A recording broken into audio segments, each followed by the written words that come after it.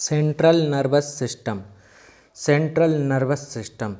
The brain is the organizing and processing center of the body. The brain is the organizing and processing center of the body.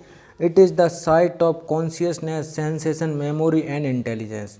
तो जो brain है, जो हमारा दिमाग है, is the organisation and processing centre of the body. तो ये organising है, द ऑर्गेनाइजिंग एंड प्रोसेसिंग मतलब दिमाग से ही सारी बॉडी का प्रोसेस होता है. ये वो कहना चाह रहा है एक तरीके से कंप्यूटर में जैसे CPU प्रोसेसर का काम करता है, वैसे ही हमारी बॉडी में जो ब्रेन है वो CPU का काम करता है. It is the site of consciousness. ये एक जगह है कॉन्शियसनेस की, चेतना की, सेंसेशन, ठीक है, मेमोरी एंड इंटेलिजेंस. ये सारी चीज़ें आपको ब्रेन में मिलेंगी, ठीक है. The brain receive impulses from the spinal cord. Brain कहाँ से इम्पल्सेस रिसीव करता है? स्पाइनल कॉर्ड से. And from 12 pair of cranial nerves, और 12 pair of cranial nerves coming from it and extending to the senses and to other organs. In addition, the brain initiate activities without environmental stimuli. ठीक है, तो ये brain जो है ना वो अपनी एक्टिविटीज़ करता रहता है किसी भी बाहरी प्रभाव के बिना. मतलब आप चाहे रात में हो, चाहे दिन में हो, चाहे सर्दी में हो, चाहे गर्मी में हो, आपका ब्रेन आपका काम करता रहेगा, वो बाहरी इफेक्ट पे नहीं करता. 3 major portion of the brain are. Brain के 3 सबसे बड़े भाग कौन कौन से हैं एज जाने जाते हैं, जैसे कि hind brain, mid brain and fore brain. Hind brain पीछे का, मिड ब्रेन बीच का एंड फोर ब्रेन आगे का. Hind brain, mid brain, fore brain. Hind brain, mid brain, fore brain. ठीक है, अब फोर ब्रेन के बारे में जान लीजिए. फोर ब्रेन क्या होता है? ओलाफैक्टरी रीजन. फोर ब्रेन को हम क्या कहते हैं? ओलाफैक्टरी रीजन, ऑलफैक्टरी रीजन भी कहते हैं. ऑलफैक्टरी रीजन स्मेल का काम करता है. फोर ब्रेन अपना स्मेल का. ऑलफैक्टरी जो फोर ब्रेन का, देखिए फोर ब्रेन है उसमें कुछ क्षेत्र इतने भाग को, मतलब कहीं भी होगा, ये एग्जैक्टली मुझे पता नहीं, तो उसको हम ऑलफैक्टरी रीजन कहते हैं. ठीक है, रीजन मतलब होता है छोटा सा भाग, क्षेत्र. तो ऑलफैक्टरी रीजन जो है ना वो फोर ब्रेन का वो स्मेल का काम करता है. सेरिब्रम, फोर ब्रेन में सेरिब्रम होता है, वो क्या करता है? आपका thinking, intelligence, memory, ability to learn from experience, will power, skill work, reasoning knowledge, consciousness and speech, ये सारे काम आपका सेरिब्रम करता है. तो आपसे पूछे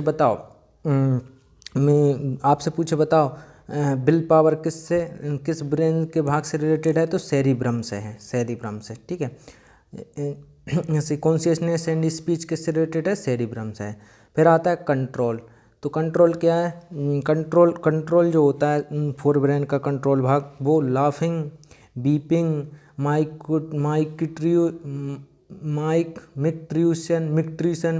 मिक्ट्रीशन, पासिंग ऑफ यूरिन, मतलब यूरिन को पास करना. ठीक है, defecation, voluntary forced breathing and voluntary muscular coordination, ये सब कंट्रोल करता है. डाईएनसीफेलोन फोर ब्रेन का एक पार्ट है. सेंसेशन ऑफ, जिसे सेंसेशन ऑफ भी कहते हैं.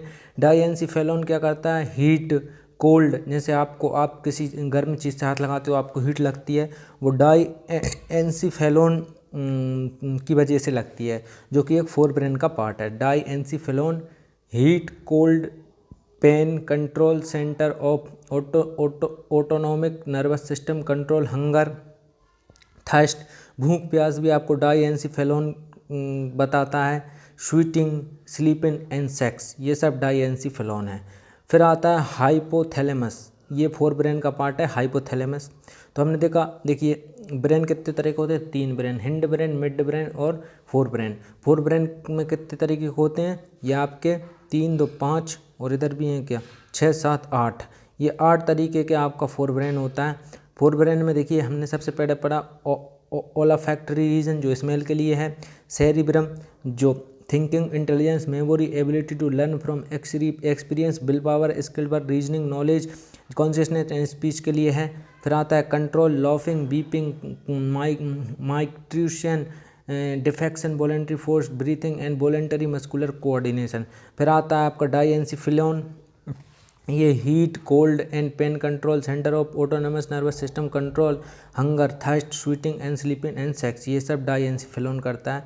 फिर आता है hypothalamus, regulated body temperature, so thermostat of body appetite and safety control, emotion like love, anger, pressure and satisfaction control, metabolism और carbohydrate, fat and water, ये सब हाइपोथैलेमस काम करता है।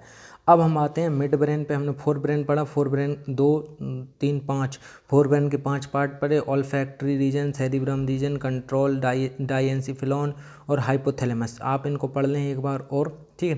फिर इसके बाद में अब आता है मिड ब्रेन, मिड ब्रेन या हिंड ब्रेन।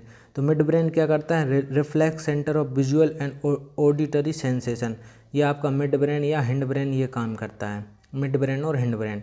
सेरिब्रम, अब सेरिब्लम, देखिए सेरिब्लम अलग है और सेरिब्रम अलग है। सेरिब्रम और सेरिब्लम में कंफ्यूज ना हो। सेरिब्लम जो है ना, involuntary muscular coordination, maintain posture, orientation and equilibrium of the body. फिर इसके बाद में आता है medulla oblongata, medulla ऑब्लोंगोटा, medulla ऑब्लोंगोटा, medulla oblongata. तो मेडुला ऑब्लोंगाटा जो है ना, रेगुलेट हार्ट रेट, ये आपकी हार्ट रेट को रेगुलेट करता है। इनवॉलंटरी ब्रीथिंग को रेगुलेट करता है। रेस्पिरेटरी सिस्टम को रेगुलेट करता है, रेस्पिरेटरी सेंटर को। ब्लड प्रेशर को रेगुलेट करता है, ठीक है, मतलब बढ़ना घटना, ये सब मेडुला ऑब्लोंगोटा करता है आपका, ठीक है। वास्कोकंस्ट्रिक्शन एंड वेसोडिलेशन, ठीक है, ब्लड प्रेशर को क्या कहते हैं, वास्कोकंस्ट्रिक्शन एंड वेसोडिलेशन, ठीक है। Gut peristalsis, food swallowing and vomiting gland secretion, ये सब आपका मेडुला ऑब्लोंगाटा करता है। फिर disease, pathogen, incubation, symptoms and prevention, कौन सी डिसीज किस पैथोजन से होती है, इनक्यूबेशन क्या है उसका, सिम्टम्स क्या हैं और प्रिवेंशन, उससे बचने के या उससे वो ना हो उससे बचने के उपाय क्या क्या हैं जानेंगे। तो जैसे चिकन पॉक्स, जिसे बेरीसेला भी कहते हैं, चिकन पॉक्स या बेरीसेला, ये चिकन पॉक्स में पैथोजन जो होता है हेर्पीस जोस्टर वायरस होता है। कौन सा वायरस से होता है चिकन पॉक्स, हेर्पीस जोस्टर,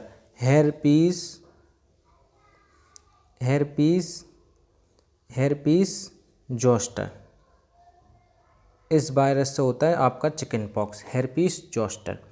तो चिकन पॉक्स किससे होता है, हेर्पीस जोस्टर वायरस से। 10 से 20 दिन का इसका इंक्यूबेशन होता है। सिम्टम्स क्या हैं, डार्क रेड कलर हो जाता है, रेस और pox changing into vesicles, crust and falling, ये सब सिम्टम्स हैं इसके। प्रिवेंशन क्या है, बेरसीला वैक्सीन, इसकी बेरीसीला वैक्सीन आती है। देखिए अब चिकन पॉक्स को बेरीसीला कहते हैं, इसलिए चिकन पॉक्स वैक्सीन की जगह बेरीसीला वैक्सीन, ठीक। आपको वायरस याद रखना है, herpes zoster, herpes zoster, herpes zoster, HERPES, herpes, GOSTR zoster. कौन सा वायरस से होता है chicken pox, herpes zoster, herpes zoster, ठीक। फिर आता है आपका स्मॉल पॉक्स, स्मॉल पॉक्स होता है बेरियोला वायरस से। स्मॉल पॉक्स किससे होता है, स्मॉल पॉक्स का पैथोजन क्या है, स्मॉल पॉक्स का पैथोजन क्या है, बेरियोला वायरस, बेरियोला वायरस। इसका इंक्यूबेशन कितना होता है, 12 दिन होता है। सिम्टम्स क्या हैं, appearance of rash changing into pustules, escapes and falling pockmarkers are left, smallpox vaccine आती है इसकी। फिर आता है आपका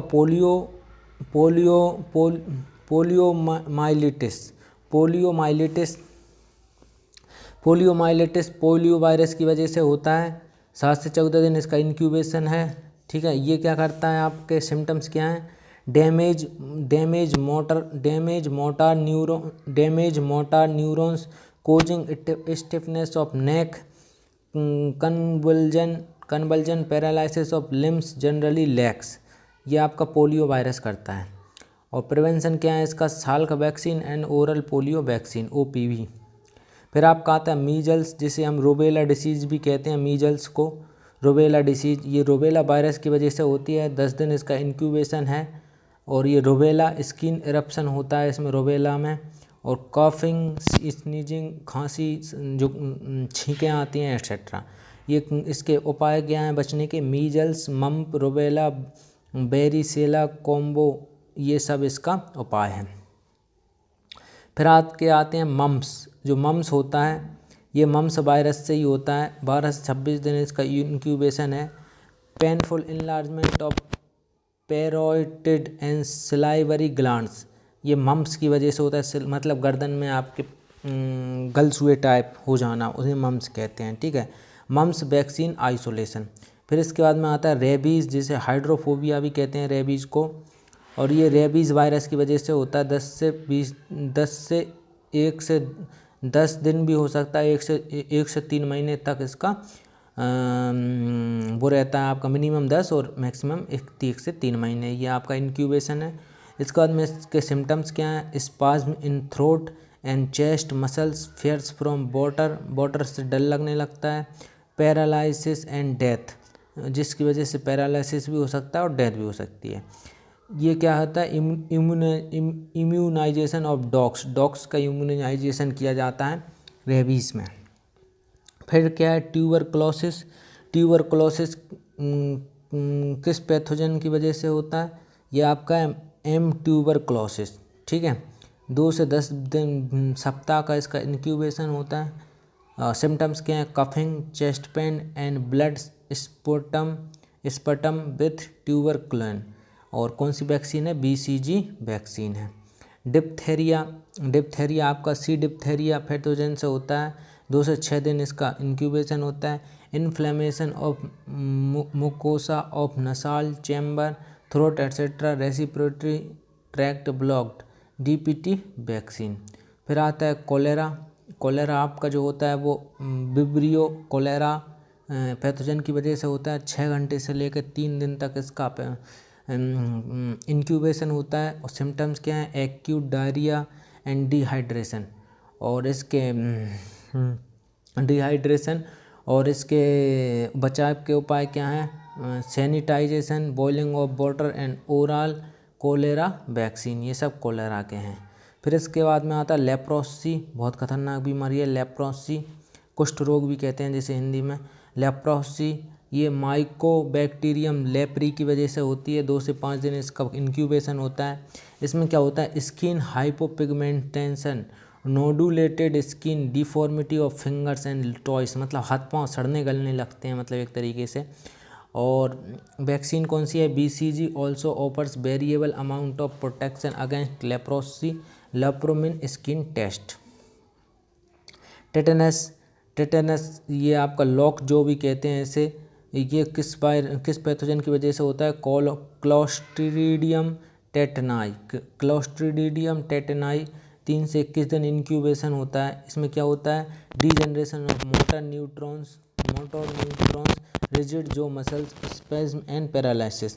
इसमें कौन से टीके लगाए जाते हैं? ATS and DPT vaccine. फिर आपका आता है टाइफाइड, ये आपका सैल्मोनेला टाइफी। 1 से 3 सप्ताह इसका इंक्यूबेशन होता है। और इसमें सिम्टम्स क्या हैं? Classic typhoid fever. और इसके वो क्या हैं? प्रोहिबिशन के ट्रीटमेंट एक तरीके से प्रोहिबिशन क्या है? TAB vaccine and screening of food and water. फिर आता है प्लेगू होता है पोस्टियोरेला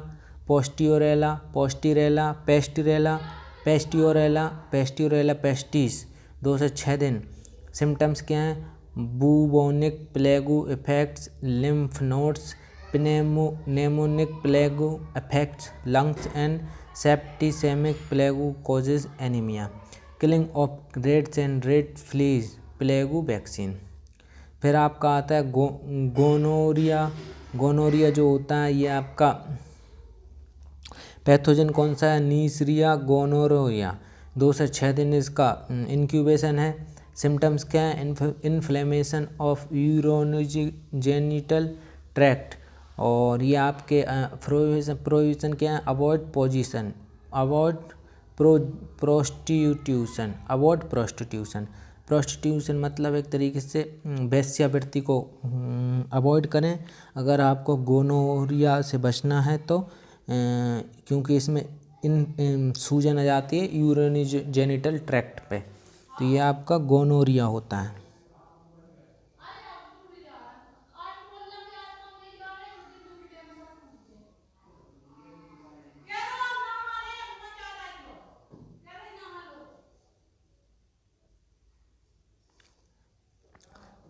फिर आपका आता है पेन्यूमोनिया। पेन्यूमोनिया जो होता है आपका स्ट्रेप्टोकॉक्कस पेन्यूमोनिया। इंक्यूबेशन कितना है 1 से 3 दिन। Symptoms decrease in respiratory efficiency और प्रिवेंशन क्या है PCV13। फिर आपका आता है सैल्मोनेला इंट्रोड्यूस 48 आवर इंक्यूबेशन है। सिम्टम्स क्या है डायरिया RSV वैक्सीन। फिर आपका आता है swine flu H1N1 flu virus की वजह से होता है ये, 1 से 4 दिन इसका इंक्यूबेशन होता है। सिम्टम्स क्या है फीवर विथ और without chill, sore throat, dyspnoea, myalgia, diarrhoea, vomiting और डिजीनेस। प्रिवेंशन क्या है ओस्टेलमवीर, ठीक है, जोनामवीर और antiviral vaccine are available against this disease. फिर आपका आता है Ebola virus disease EBD। Ebola virus की वजह से होता है, 2 से 21 दिन इसका इंक्यूबेशन होता है। Haemorrhagic fever, muscle pain, headache, sore throat, diarrhoea, kidney and liver dysfunction, internal and external bleeding. No licensed vaccine available, human therapies are done currently. Ebola virus disease में कोई वैक्सीन अभी अवेलेबल नहीं है। Dengue RNS virus of genus flavivirus, ठीक है, 3 से 14 दिन। इसमें क्या होता है muscle pain, swollen, lymph nodes, fever, headache and rash. No specific antiviral drug is available, however symptom based treatment is done. फिर आता है चिकनगुनिया। इसमें RNA virus of genus alphavirus, 1 से 12 दिन इसका इंक्यूबेशन होता है। सिम्टम्स क्या है headache, fatigue, digestive complaints and conjunctivitis. No specific treatment, however supportive care through drugs like naproxen, paracetamol is done chikungunya. फिर आपकी आती है, देखिए अब हम पढ़ते हैं फंगस बारी डिसीज और फंगस, कौन सी डिसीज किस फंगस से होती है। देखिए एस्परजियोलिसिस जो होता है एस्परजिलस फ्लेवोस अब फ्यूमिगेटस एंड नाइगर, इसकी वजह से होता है।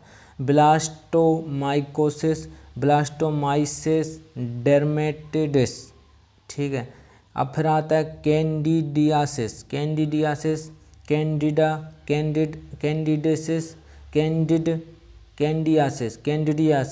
कैंडिड एल्बिकेंस की वजह से होता है। क्रोमोमाइकोसिस, क्लैडोस्पोरियम कोरियोनी। फिर आपका आता है कोसिडियोमाइकोसिस, या आपका कोसिडियोडाइट्स इमिटिस की वजह से होता है। फिर आपका आता है क्रिप्टोकोसिस, या होता है लिपोमाइसिस नेफ्रोमेंस।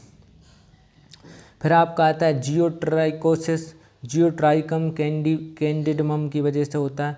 फिर आपका आता है हिस्टोप्लाज्मोसिस, ये हिस्टोप्लाज्मा कैपिस्टुलम की वजह से होता है। फिर आपका आता है न्यूट्रिस, ये मुकोरपुसुलिस की वजह से होता है। फिर आपका आता है ओनिकोमाइकोसिस, ये ट्राइकोपिथन परपुरम की वजह से होता है, ठीक है। फिर आपका आता है एथलीट फूट, ये ट्राइकोपाइथन फंगस की वजह से होता है। फिर आपका आता है रिंगवॉर्म, ये आपका कौन से फंगस की वजह से होता है ट्राइकोपिटन, माइक्रोस्पर्म एंड एपिडर्मोथेलियम एपिडर्मोप्थिन, एपिडर्मोप्थिन। फिर आपका आता है मुकोरमाइकोसिस, ये मुकोर एंड रिजोपिस की उसकी फंगी की वजह से होता है। और फिर आता है पेनिसिलियोसिस, ये पेनिसिलियम फंगिस की वजह से होता है। अब वैक्सीन डिस्कवर्ड बाय, कौन सी वैक्सीन किसके द्वारा डिस्कवर्ड की गई थी, इम्पोर्टेंट है, बहुत ध्यान से और फोकस की ज़रूरत यहाँ पे आपको है। ठीक है, देखिए स्मॉल पॉक्स जो वैक्सीन है ये एडवर्ड जेनर के द्वारा 1786 में डिस्कवर्ड की गई थी। Smallpox vaccine Edward Jenner के द्वारा, smallpox vaccine Edward Jenner के द्वारा 1786 में डिस्कवर्ड की गई थी। कोलेरा वैक्सीन लुइस पोस्चर की द्वारा 1880 में डिस्कवर्ड की गई थी। कोलेरा वैक्सीन लुइस पोस्चर की द्वारा 1880 में डिस्कवर्ड की गई थी। देखिए कोलेरा एक लुइस पोस्चर के बारे में एक बात भी है कि जब 1880 में ये लुइस पोस्चर ने कोलेरा का भयंकर फैल रहा था तो बहुत सारे लोगों की मृत्यु हो रही थी। तो इसने क्या किया, लुइस पोस्चर ने गाय के मांस में से, गाय के डीएनए में से इस वायरस को निकाला, इसके छोटे वायरस को, और इसको वो ह्यूमन में ट्रांसफ़र करने लगा, जिससे उसने देखा कि लोग ठीक होने लगे। तो इसकी वजह से जो वहाँ के जो चर्च थे उनने बहुत विरोध किया बेचारे का कि ये तो पापी है, शुद्ध पुरुषों में जानवरों का डीएनए खून डाल रहा है, या मतलब जानवरों में से का अंग काट के डाल रहा है, मतलब कुछ भी ऐसा कुछ प्रोसेस था, एग्जैक्टली मुझे पता नहीं, लेकिन मुझे उसका फीलिंग पता है, उसका एसेंस पता है, तो मैं वो आपको बता रहा हूँ। तो फिर इसका बहुत विरोध हुआ, चर्चों ने भी इसका विरोध किया, बहुत सारे क्रिश्चियन लोगों ने, लेकिन ये करता रहा अपना काम, और एक दिन बेचारा फिर एक दिन इसको बहुत ज़्यादा सम्मान मिला। तो कोलेरा लुइस पोस्चर आप याद रखें इस बात से। फिर आता है डिप्थेरिया एंड टेटनस, इसकी वैक्सीन जो है ना, इसकी वैक्सीन को किसने डिस्कवर किया था, Emil Adolf von Behring and सेवासवारू कीटास्टो।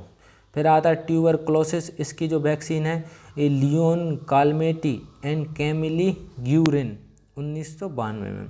फिर आता है पोलियो, जो पोलियो वैक्सीन है ये आपकी जोनास ई साल्क ने 1954 में। फिर आता है ओरल पोलियो, ये आपका एल्बर्ट ब्रूस साइविन 1995। फिर आपका आता है मीजल्स, ये आपकी जॉन एफ एंडर्स ने 1960 में। फिर आपका आता है रेबीज़, ये आपके चार्ल्स निकोली ने 1909 में। तो ये याद रखें कौन सी वैक्सीन किसने डिस्कवर की थी। अब एंटीबायोटिक माइक्रोबियल सोर्स और उनका माइक्रोबियल सोर्स, पेनिसिलिन का माइक्रोबियल सोर्स क्या है, पेनिसिलियम नोटेटम एंड पी क्राइसोजिनम। फिर आता है बेसिट्रेसिन और ये बेसिलस सब्टिल्स। फिर आपका आता है सेफलोस्प्रिन। फिर आता है सेफलोस्पोरियम एक्रीमोनियम। फिर आता है ग्राइसोफ्लविन, पेनिसिलियम ग्राइसोफ्लवम। फिर आपका आता है स्ट्रेप्टोमाइसिस ग्रीसेस। फिर आता है टेट्रासिलिन एरिथ्रियस। फिर आपका आता है एराइथोमाइसिन, ये आपका एरोफेसिन्स, क्लोरामेफेनिकोल, ये एस बेंजुलाई। ठीक, अब आता है एबोला वायरस के बारे में हम डिटेल में जानते हैं थोड़ा बहुत। तो according to World Health Organisation के अनुसार WHO, जिसे WHO भी कहते हैं, 19 अगस्त 2015 situation report, there were 3 confirmed cases of Ebola reported in the week up to 16 August, all of which were reported from Guyana से रिपोर्टेड किए गए थे। For the first time since the beginning of the outbreak in Sierra Leone, a full epidemiological week has passed with no confirmed cases reported. A total of 72 cases remain under monitoring in Sierra Leone. On 29th June 2015, a confirmed case of Ebola was reported in 17-year-old male who had died in Liberia. Apart from Africa, Ebola virus has spread to USA, Spain, Mali, and to extent in Italy and UK.